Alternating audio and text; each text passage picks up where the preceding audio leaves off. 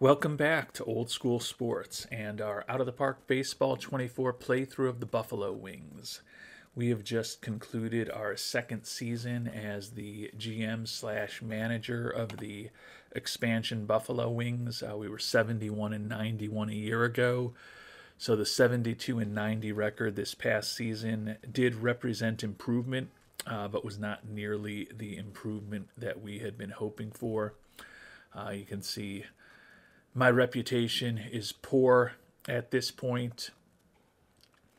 Tylor Megill has just said the team is going nowhere and he wants out. He wants to be traded. We may be happy to oblige him. So although we did slightly improve from where we were a year ago, we've got a lot more work to do. And hopefully we'll be able to make some progress this off season. We are going to have money to spend this off season after we made a few trades of veterans close to the deadline. And the hope is that we'll be able to do something to help both our offense and our defense and our pitching in this coming off season. I think starting pitching is always an area I like to invest. To be quite honest, though, with Shohei Ohtani, Shane Bieber, and Andrew Painter, who we picked up in a trade this past offseason for the top prospect in our system, feel like our top three starters are pretty solid at this point, and we just need to surround them with better talent. So perhaps a left-handed arm or two for the bullpen would be a good investment for the offseason. A excellent defensive middle infielder who also can hit a little bit would probably be the top thing we're looking for. And certainly if we could add a big bat for the outfield, wouldn't mind that either, but probably not our top concern. So we're going to take a look back at our performance over this last season. As I said, it was disappointing. My goal was to get this team to 500, and we failed in that goal. Positively, the two worst months of the season we had were April and May. In June, we were a game over 500. July, 3 below. August, we were 500. September, 3 below. And then we went 2-1 in October. So we were 53 and 57 after the end of May. So we were close to 500 over the last, call it 65% of the season. So hopefully that is a sign of better things to come for next season. We ended up 11th in runs scored, 11th in runs allowed.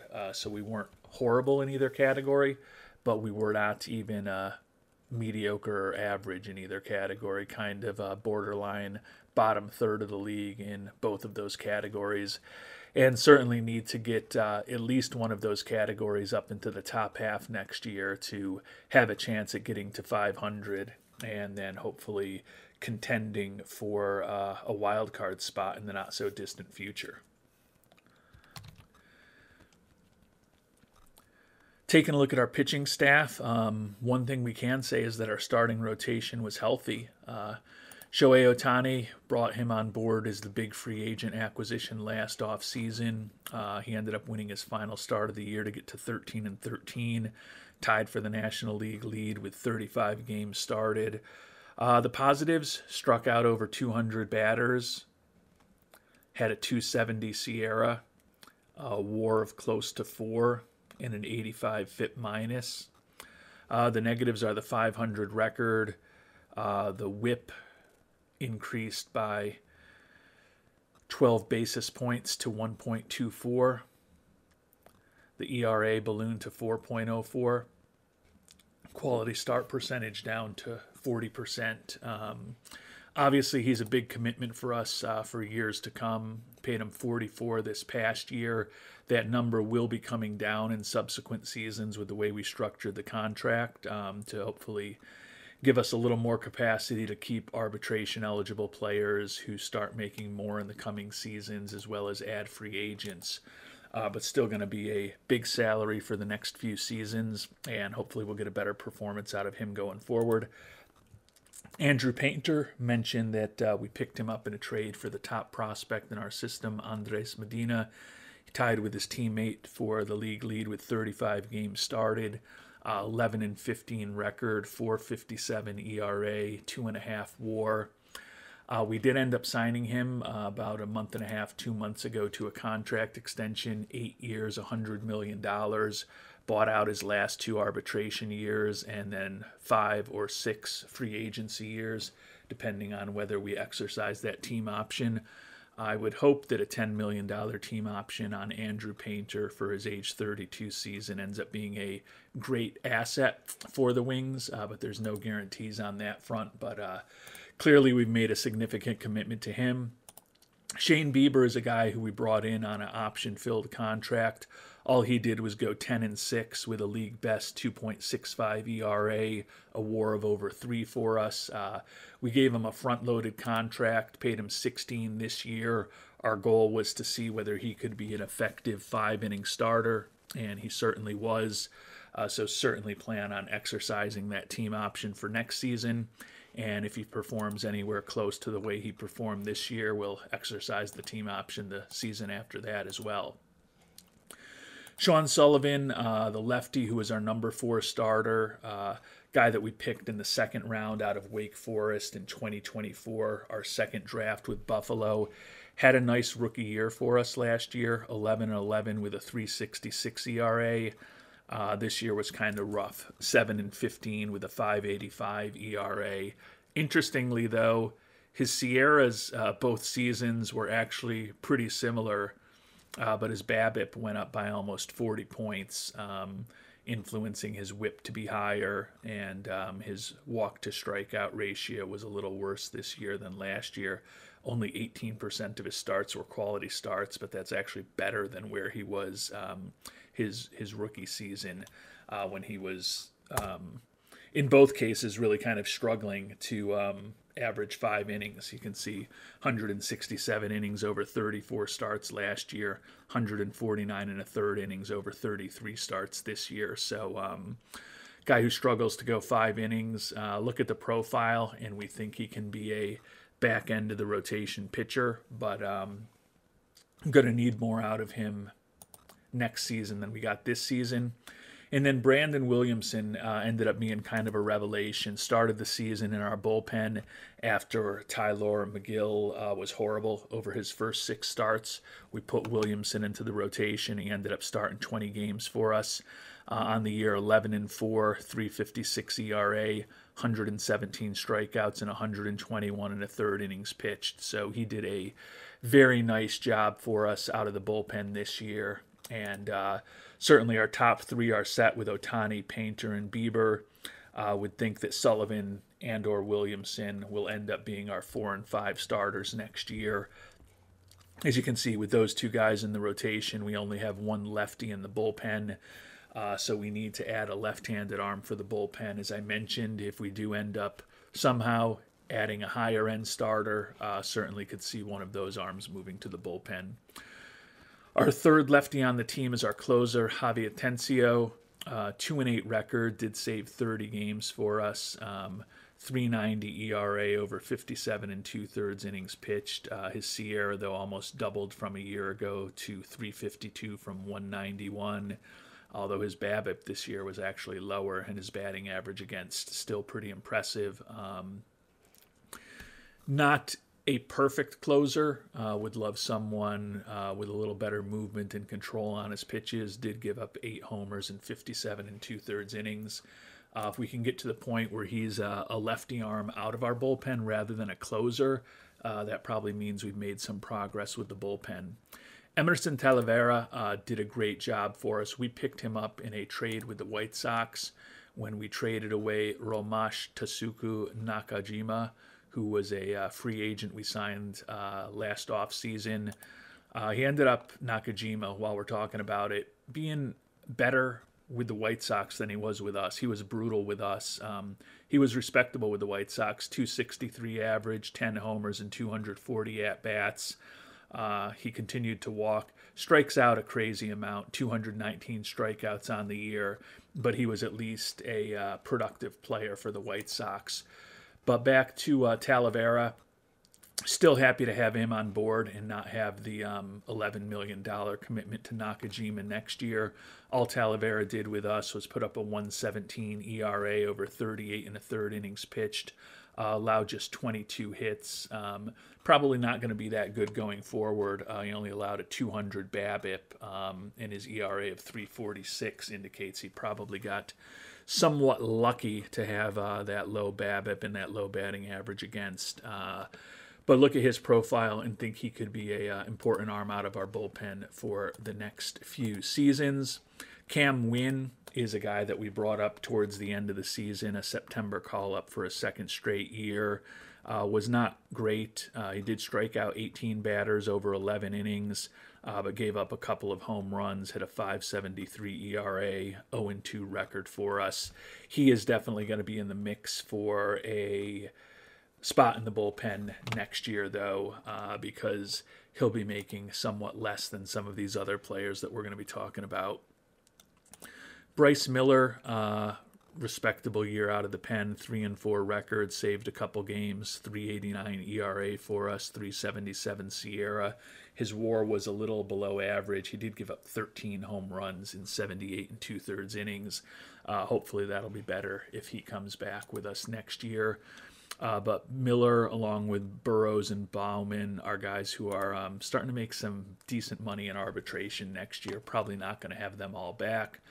Burrows, 1-2 with a 4.76 ERA over 90 and 2/3 innings. 27, closing in on 28 years old.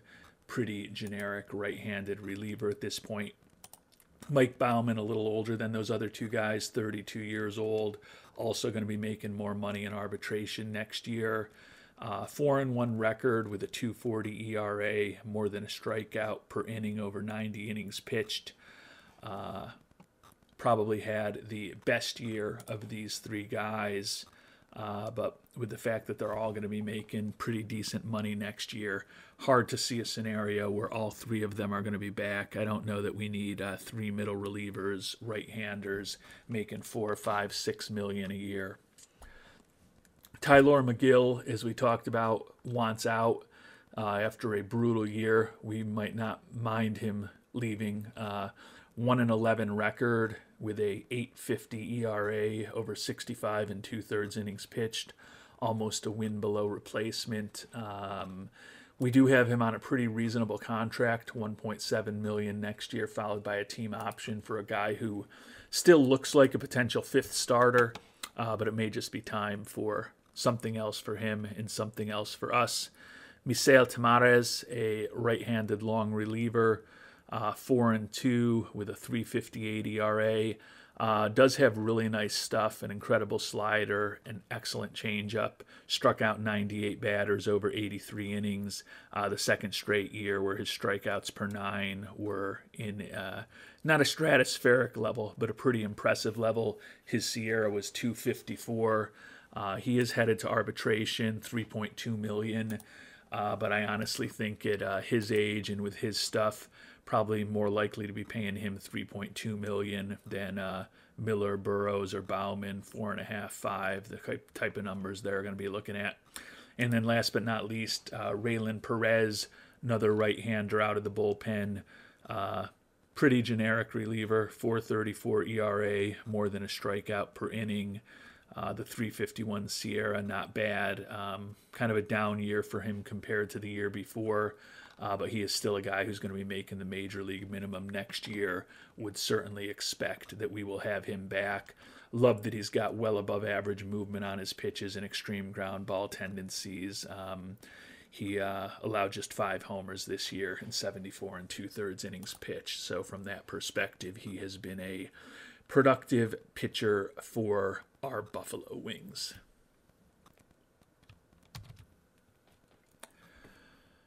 Turning to our everyday players, we traded away several, in my view, borderline prospects. In others' view, perhaps better prospects than I'm willing to give them credit for, to bring Jonah Heim on board.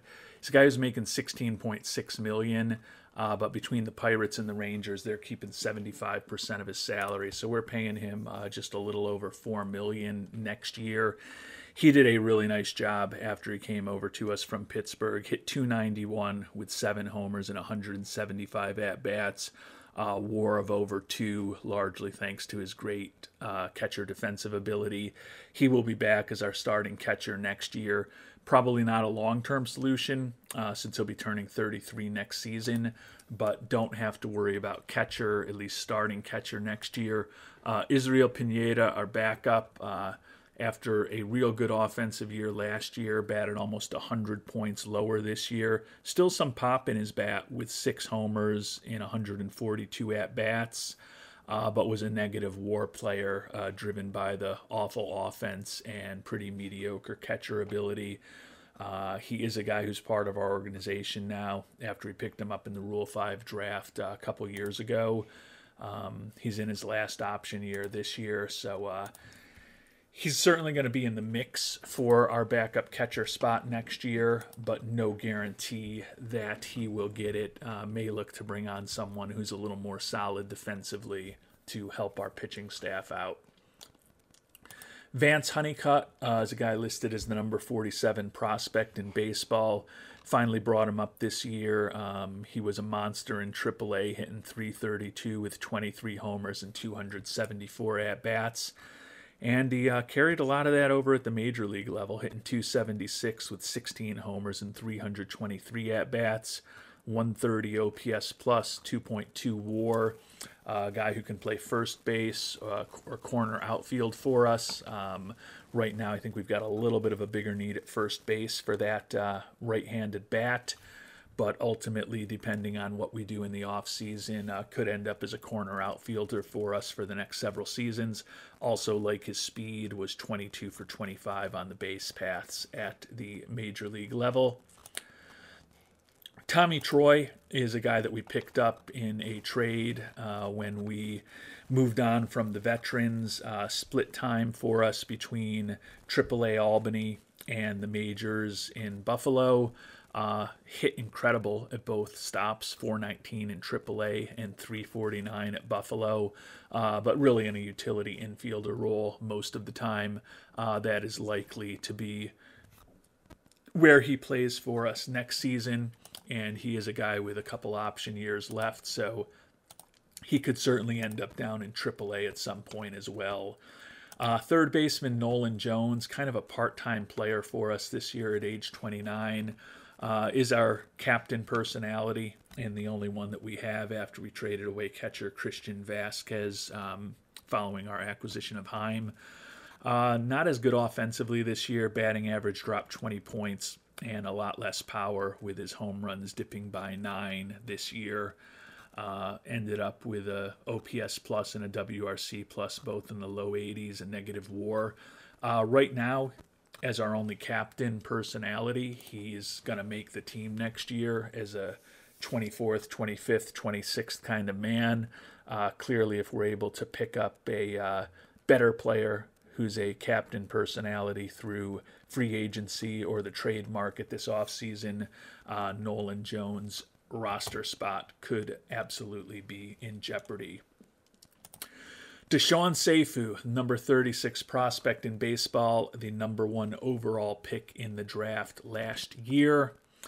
And he started the year in AAA for us, where he was not incredible. After we got off to that slow start in April and May, we felt like it was time to make some changes, brought Seifu up, and all he did was hit 300 with a league-leading 15 triples and 59 stolen bases in 88 games played. So he was an incredibly dynamic offensive player. Still potentially has a little growth to make him even better.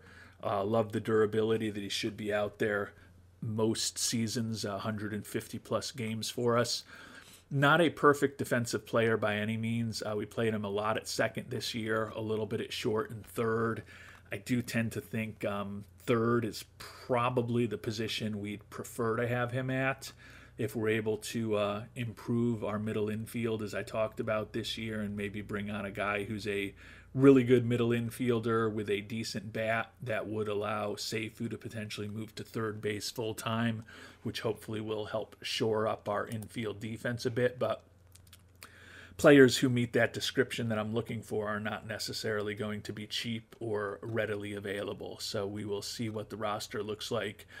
If Seifu ends up having to play second again for us next year, we'll have Jordan Westberg back at third base. Had a textbook Jordan Westberg season, 112 OPS plus and WRC plus, a little worse than a year ago. A little less pop in the bat with 18 home runs, but looks like he's a 260 hitter with 15 to 25 home run power. A competent professional third baseman, so he is the least of our problems at this point.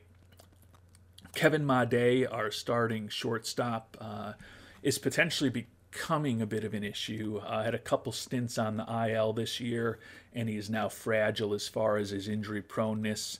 Was also a lot less productive with his bat this year. Went from a 262 average and 13 homers to a 231 average and 5 home runs. His OPS dropped by about 80 points. You can see that his OPS plus and his WRC plus were both way down.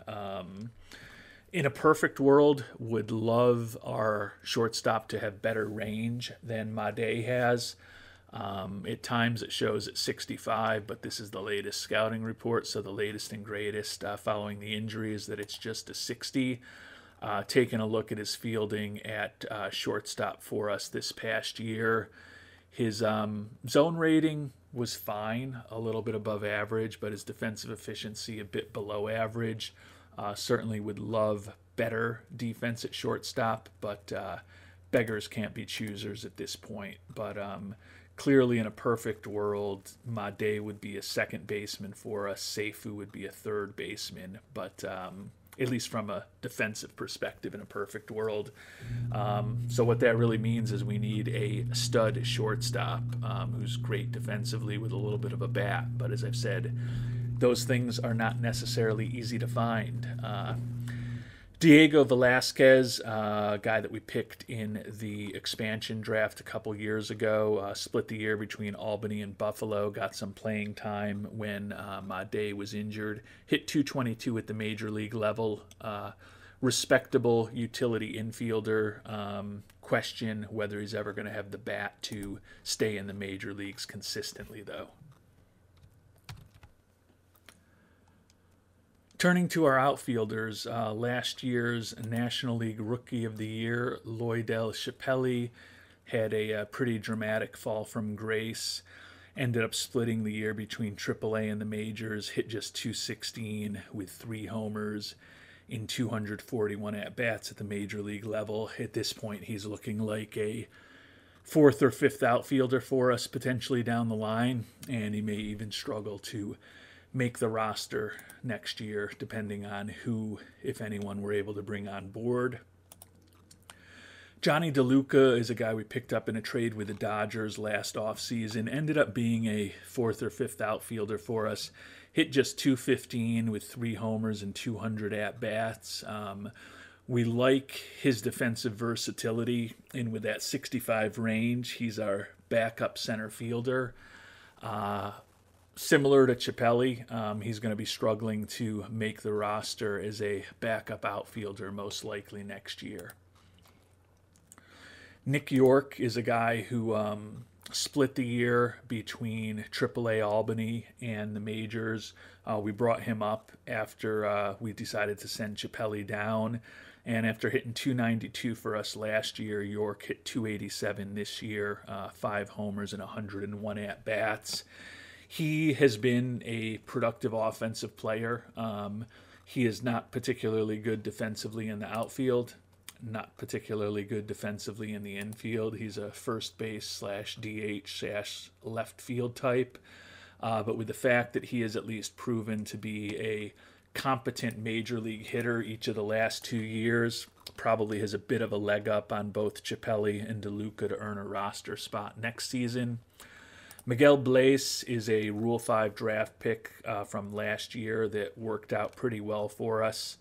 He had played only 35 games in the Washington organization in AAA before we picked him. All he ended up doing for us this year was become our starting center fielder, 2020 guy with 26 homers and 21 stolen bases. Basically, league average offensive player with pretty good range and a really good error rating in the outfield. Some speed with 21 stolen bases, as I talked about. So almost a 2 WAR on the season. For the time being, he's probably our center fielder. Obviously, we'd love to have someone a little better than him, but with a competent bat and a decent glove and a low price tag, he's probably the guy for the foreseeable future. Speaking of someone who's probably our guy in right field for the foreseeable future, last year's Rookie of the Year runner-up, Jace Barofin, who was the first-round draft choice in Buffalo history back in 2023. Mr. Consistency, hit 255 with 24 homers as a rookie last year, 254 with 24 homers in his sophomore season this year, 80-plus ribbies both years, scored 81 runs this year. Looks like a bit above average offensive player who can play a competent corner outfield for us. He's typically been a 3 or 4 hitter for us. Would love to get to the point in the coming years where he can kind of drop down to something like 6th or 7th in the batting order, but we're not quite there yet. But Barofin is similar to Blaise in he is the least of our problems as far as our offense at this point. Couple other players to check in on quickly. Eric Pena ended up spending most of the year as our starting left fielder once it became clear that Chappelli was not following up his Rookie of the Year campaign with a great sophomore season. Hit 272 with 21 homers and 452 at-bats. Right now, he's the starting left fielder for next year. Would certainly love to be able to upgrade that position, but he's another guy who is young, cost-effective, and was a decent major league player this past year. So he is certainly in the mix. A couple guys to touch on who could be able to help next year who are in Albany right now. Max Meyer is a guy coming off of a partially torn labrum, split last year last year he was in the majors all the year. This year he was in Albany all year, but injured himself relatively early in the season. His arbitration number next year is supposed to be $3 million for a guy who didn't even make the team coming out of spring training and who's coming off of a partially torn labrum and is going to be 29 years old by the start of next year. Maybe time to just move on from Max Meyer. Samuel Basallo is a guy that we picked up in the expansion draft. Had a pretty productive year for us offensively. He's a catcher by trade, but he's not a particularly good defensive catcher, so we've also been training him a little bit at first base. Hit 24 homers and 316 at-bats in Double-A Utica, 10 homers and 135 at-bats after we promoted him to Albany. I don't know that we want him as our backup catcher, but quite honestly, with that 45 catcher ability and 65 arm, with the fact that he at least has a potentially productive major league bat, he could be an option over Pineda. Pineda is also below average in ability. Pineda also has an above average arm, but Pineda's coming off a season when he hit a .176, so certainly would think that Basallo is going to be potentially in the battle to be our backup catcher next year. One last player to mention, Khalil Watson is a guy we picked up in a trade very early this season. Another utility infielder type, probably one of the better gloves of our potential utility infielders, but probably one of the weaker bats of our potential utility infielders. Split the year between Albany, where he hit 229, and Buffalo, where he hit just a $181. No, there was a comment in the episode when we picked him up that was not that thrilled with what we paid to bring Khalil Watson on board. And to be fair, although I did want to get a guy who could play a more than competent second, third, or short on board, and I think we do have that with Watson, given where his bat is and that he's fragile in terms of his injury proneness. The concerns that some of you had with my acquisition of him and the price that we paid, probably more than fair at this point. He is a guy 24 years old, does have an option year left, so probably going to be on the shuttle along the New York State Thruway between Albany and Buffalo next year as well.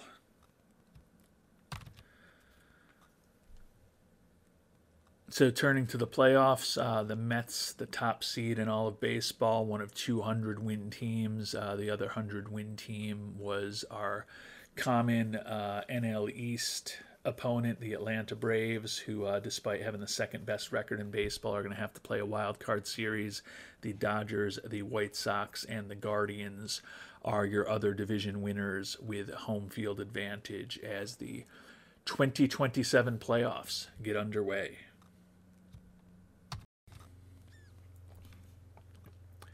And we've made it to the start of the international amateur free agent signing period, which we moved back to its traditional time after some issues when we moved it forward a year ago. So it is happening in the playoffs. Not that that matters to us, given that we are not a playoff team.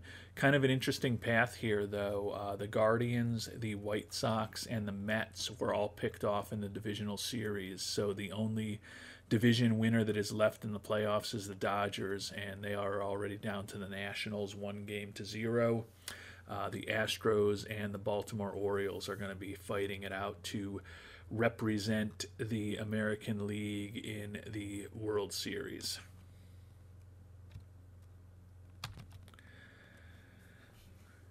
And we'll take a quick look at some of the top prospects potentially available. Obviously, our scouting accuracy is low and very low on most of these new prospects.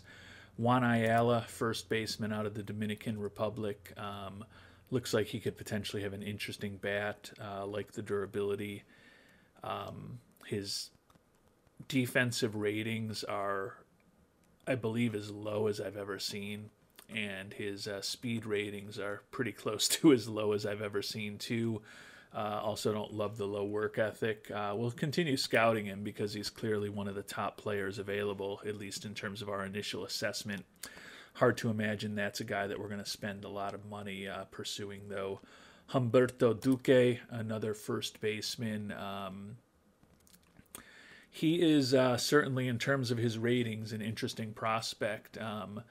Slightly better defensively, slightly more speed, but that bat is potentially a absolutely devastating force if it develops to his full potential, and he is durable as well. So Duque, more likely someone I might chase after.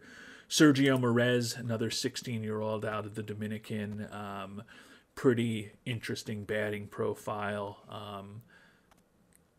Competent corner outfield potential. Jesus Betancourt, another 16-year-old. He, however, is out of Venezuela.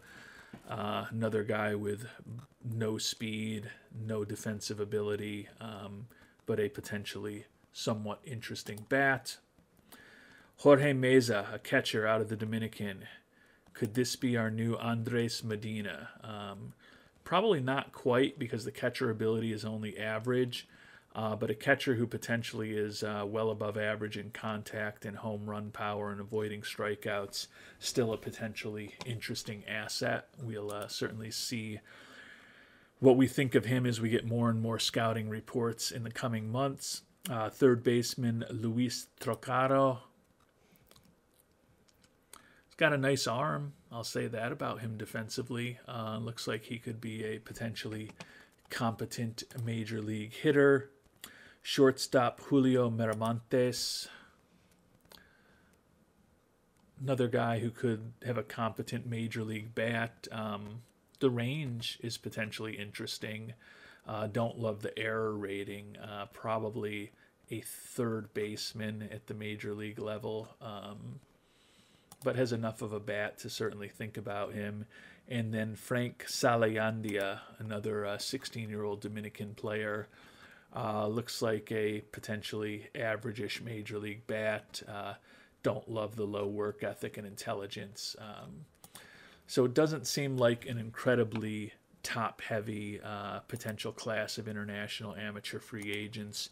And when we go to the pitchers, our scout, again, admittedly with low and very low accuracy, doesn't even see a guy with three-star potential. The top two starting pitching prospects are Ashley Blackthorne out of the Republic of South Africa, who in a best case scenario looks like a reliever, with the fact that he's not going to have a third pitch most likely. Don't love the personality there either. And Mauricio Morales coming out of the Dominican, at least a guy who could have a three-pitch arsenal, but doesn't look like a big-time pitching prospect. Low work ethic, intelligence as well. So can't say that I am overwhelmed with what we're seeing in terms of the international amateur free agent class this year. And it looks like everyone has got $4.75 million to spend next year for some reason. Maybe because I had to modify things on it a bit. Hopefully we will get back to the point where, based on performance, some teams have a little more or less to spend. It's the first camp that we're going to be running here. We are just going to go and bring in those top 8 prospects that we talked about as far as the batters. And we'll also bring in those top 2 pitching prospects, even though we're not really necessarily thrilled with either of them. But see if we can start getting our scouting accuracy better and building some relationships with some of these guys. So we'll go ahead and run that initial practice, and got average scouting accuracy on Mauricio Morales now. Yeah, best case scenario, he looks like a back end of the rotation or a back end of the bullpen kind of guy, but doesn't look like the most impressive class of international amateur free agents I've ever seen. We'll leave it at that.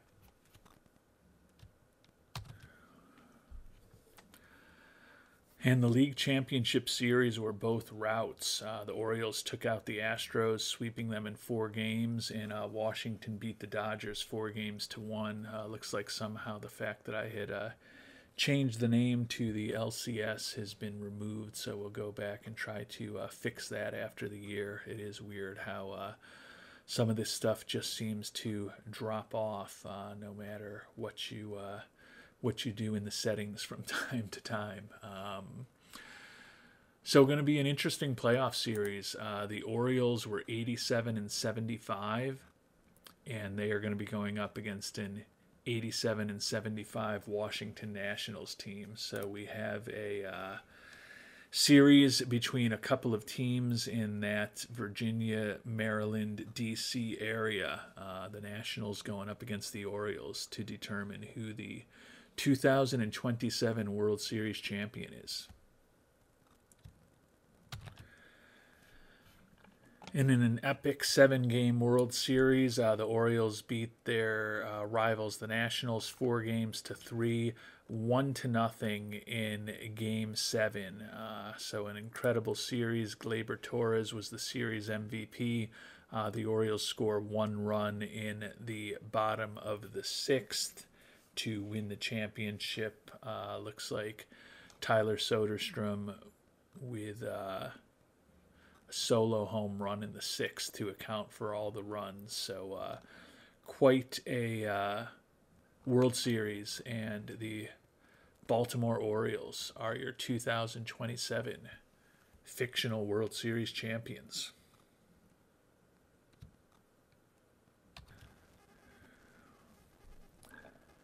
So with the Orioles celebrating their World Championship, we have made it to the postseason, arbitration period beginning, off-season beginning, top prospect list, no top 10 prospects for our Buffalo Wings, top minor league systems report, and we have slipped down to 18th as both Honeycutt and Seifu are no longer viewed as prospects. Ostendorf, who we picked second overall this past year, Marte, former international amateur free agent, Carmona, another international amateur free agent, and Edgar Ojeda, who we picked in the draft a few years back, are our only top 100 prospects at this point. Seattle has come to us with a trade offer for minor league pitcher Cal Randall. Does not appear that they are offering anything particularly interesting in return. And we need to make an option decision on Shane Bieber. Certainly want to bring him back for $8 million next year after he led the league in ERA. So we are going to go ahead and execute that option. Contract has been extended for 4 years with a nice raise to $700,000 a year. And our new budget, $228 million. So let's take a look at where that puts us. Puts us at 16th, and we were $220 million last year, so an $8 million bump in the budget. Should help us position ourselves. As I talked about, we've got a lot of arbitration decisions to make. Honestly, the 3 pitchers I was talking about, Baumann, Burrows, and Miller, you can see 3.5, a little over 4, close to $6.5 million. Hard to imagine we're going to want all of them back. Even Johnny DeLuca, who's got a marginal grip on a roster spot for us, $3.2 million, maybe a lot for him. Max Meyer at 2.8 for a guy who's coming off an injury and spent the year in the minors. Definitely have some decisions to make, which will hopefully allow us to potentially free up a little bit more money ahead of free agency, and also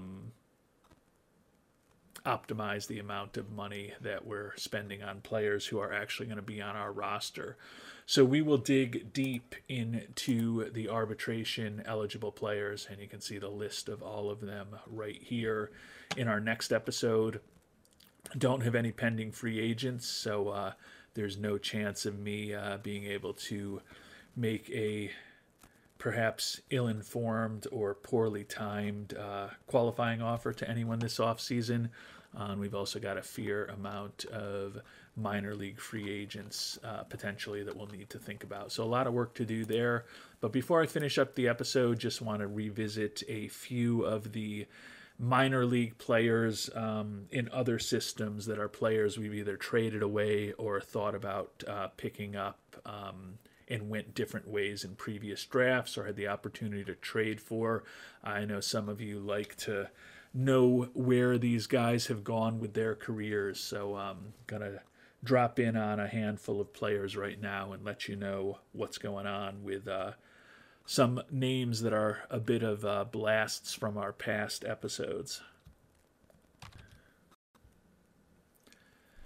And we'll start off with Josh Blevins, who is the player that we considered taking number 1 overall last year over Deshaun Seifu. Obviously, we're very pleased with what Seifu has become. Blevins, a high school player who ended up going 10th overall, finally played his first professional ball this past year, hitting .263 with 9 doubles and 3 homers and 179 at-bats.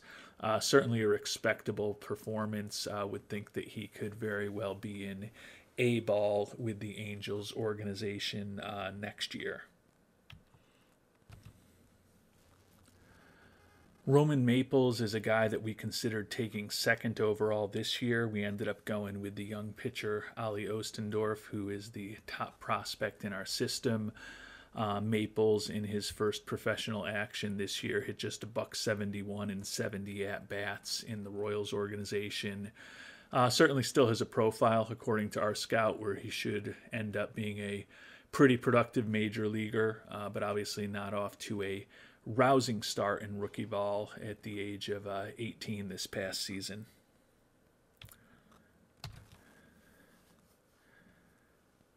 And Tanner Shillette is a catching prospect who is affiliated with the now world champion Baltimore Orioles organization.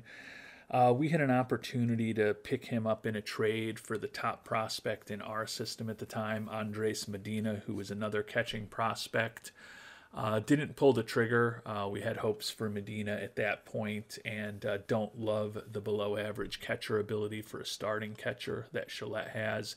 Obviously, we've talked about the fact that next season our backup catcher may not be all that dynamic defensively.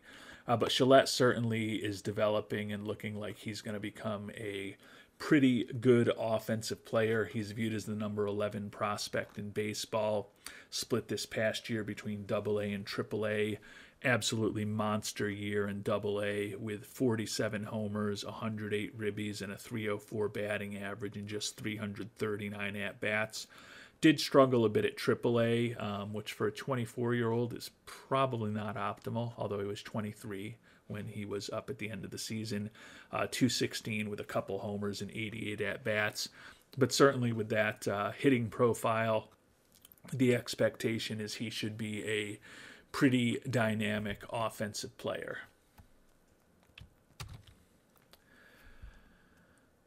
Derek Boot is a former international amateur free agent from almost 3 years ago at this point. That was our favorite prospect, but we got a little too creative and ended up making offers that were below market to a couple of pitchers that were accepted, and thus we didn't have the money to go after Boot after we got those discounts on some pitchers that don't look like they're really going to turn into anything.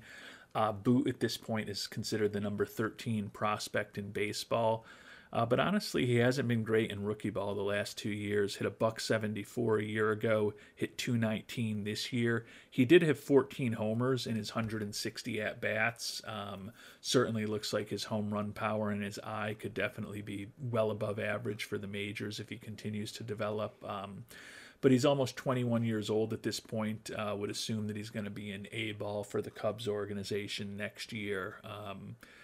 Doesn't look like a can't-miss prospect yet, but I guess at least in terms of the increased power, the improvement in his batting average this year, he's moving in the right direction to hopefully eventually contribute for the Cubs or to the Cubs at the major league level. And last but certainly not least, you knew this was coming, checking in on Andres Medina, who is the guy who was the top prospect in our system. We didn't trade him away for Gillette. We did end up trading him away for Andrew Painter, who we've now signed to that 8-year extension. His first year in the Philadelphia organization was as bad as any year he had in our organization. He turned 20 towards the end of the season, still hasn't gotten out of rookie ball, hit just a .121 this year in 124 at-bats. Still looks like he will be a more than competent, borderline outstanding defensive catcher at the major league level. The question is really if he's ever going to have the bat to play in the majors. And at this point, it's getting more and more uncertain. Definitely feel better about the trade for Painter at this point. So thank you to all of you who helped encourage me to perhaps pull the plug on Medina earlier than I would have. I was going to give him another year in our system. It's hard to imagine his production would have been materially different than it was in the Philadelphia organization. So the fact that we've got a 24-year-old in Painter who we've now got signed for hopefully his entire prime makes me think that was a good trade for us to execute.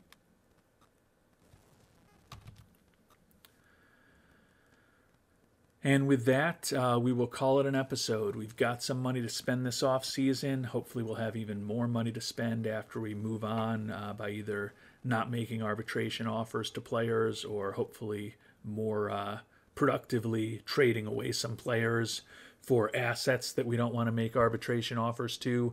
We'll see how that goes in our next episode. We'll see if we can win a second consecutive Rookie of the Year award with either Honeycutt or Seifu, despite their abbreviated seasons.